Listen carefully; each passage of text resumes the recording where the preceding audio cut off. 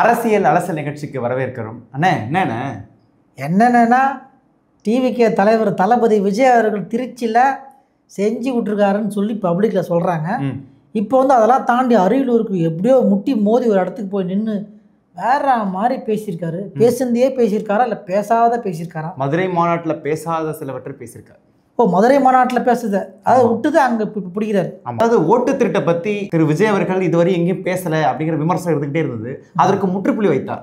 இன்னைக்கு அரியலூரில் அவர் பேசின பேச்சில் பீகாரில் 66 லட்சம் ஓட்டு திருடப்பட்டிருக்கிறது, இது எதிர்கட்சியினுடைய பலவீனத்தை குறைப்பதற்காக திட்டமிடப்பட்ட ஒரு செயல். ஏற்கனவே இது ராகுல் காந்தி அவர்கள் வந்து பேசியிருக்காரு.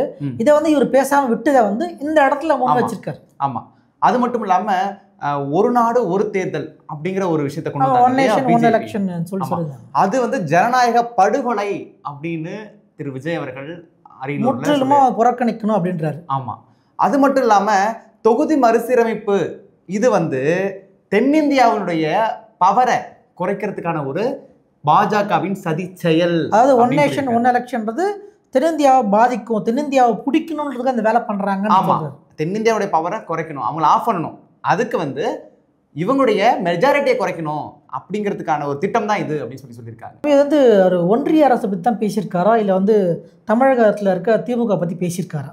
விடுவாரா விஜய் பேசியிருக்காரு, திமுகவையும் விமர்சித்து பேசியிருக்கிறாரு. அவங்களுடைய வாக்குறுதிகளை தொடர்ந்து பட்டியலிட்டே இருக்காரு. திருச்சியில் பட்டியலிட்டு 15 வாக்குறுதிகள் செய்யல, அவங்க கிட்டத்தட்ட 3/4 வாக்குறுதிகளை அவங்க வந்து பண்ணாமே விட்டுட்டாங்கன்னு சொல்லியிருக்காரு. ஆமாம், மேலும் சில குற்றச்சாட்டுகளை வச்சிருக்காரு. அதாவது கேஸ் சிலிண்டருக்கு மானியம் 100 ரூபாய் வழங்கதான் சொன்னார், வழங்கினாரா அப்படிங்கிற கேள்வி முன் வச்சிருக்கிறாரு. அதுக்கப்புறம் நீட் தேர்வு ரத்துன்னு சொல்லியிருந்தார்.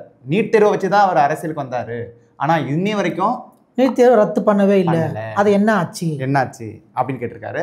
எல்லா மகளிருக்குமே 1000 ரூபாய் வழங்கக்கூடிய திட்டத்தை கொண்டு வந்தார். ஆனால் அது இன்னும் முழுமையாக நடைபெறலை, சரியாக போய் மக்கள்கிட்ட சேரலை. 1000 ரூபாய் மக்களுக்கு சேரலை அப்படிங்கிற சொல்லியிருக்காங்க.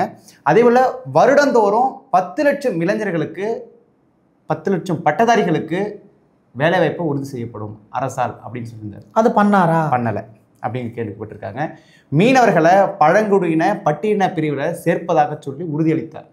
அது செஞ்சாரா அப்படின்னு ஒரு ஆணித்தரமாக கேள்வி கேட்டிருக்காரு. வேற என்ன சொல்லியிருக்காரு?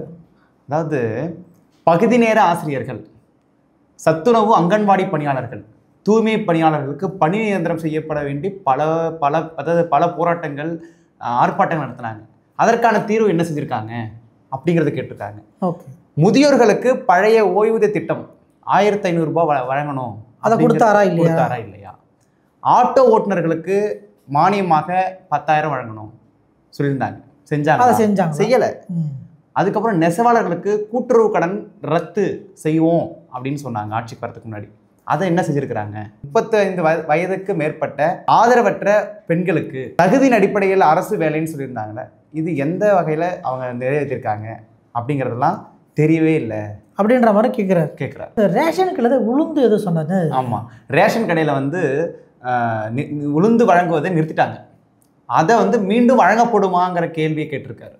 அதுக்கப்புறம் மாற்றுத்திறனாளிகளுக்கான குடிசை மாற்று வாரியம், தமிழ்நாடு வீட்டு வாரியம் சார்பாக அவங்களுக்கு வீடு வழங்கணும்னு கோரிக்கை வச்சிருக்காங்க. அந்த திட்டத்தை ஏன் பண்ணலை அப்படிங்கிறது கேட்டிருக்காங்க.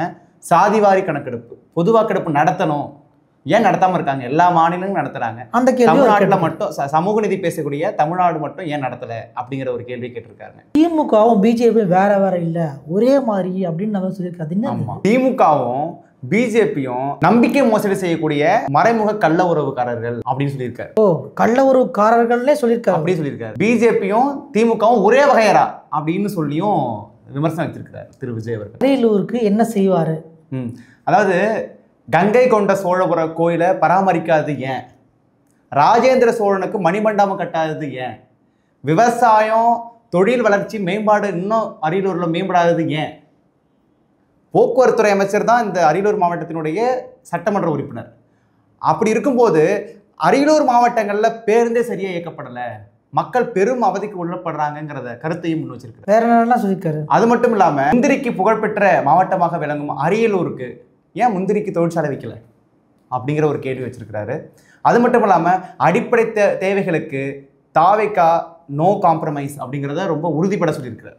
அது மட்டும் இல்லாமல் தீர்வை நோக்கி செல்லுகிற இயக்கமாகவும் தீர்வை காணுகிற இயக்கமாகவும் தாவேக விலகுகிறது என்பதையும், ஏழ்மை வறுமை இல்லாத தமிழகமாகவும் குடும்ப ஆதிக்கம் இல்லாத தமிழகமாகவும் மனசாட்சி உள்ள மக்களாட்சியை தாவேக நிச்சயம் ஏற்படுத்தும் தமிழகத்தில் என்பதை உறுதிபட இந்த சுற்றுப்பயணத்தில் திரு விஜய் அவர்கள் தெரிவித்துள்ளார். இதெல்லாம் வந்து திமுகவுக்கு எதிரான கேள்விகளை மட்டுமே எழுப்புறீங்களே, நீங்க என்ன பண்ணுவீங்க அப்படின்னு அவரே கேட்டுக்கிட்டு இந்த பதிலை வந்து சொல்லியிருக்கிறார். கண்டிப்பா இது வந்து அரியலூரில் நடந்த விஷயம். இதுக்கப்புறம் பெரம்பலூருக்கு போறாரு, அங்க என்ன மாதிரி வந்து பேசுவாருன்றதை பொறுத்து வந்து பார்ப்போம். வணக்கம், நன்றி.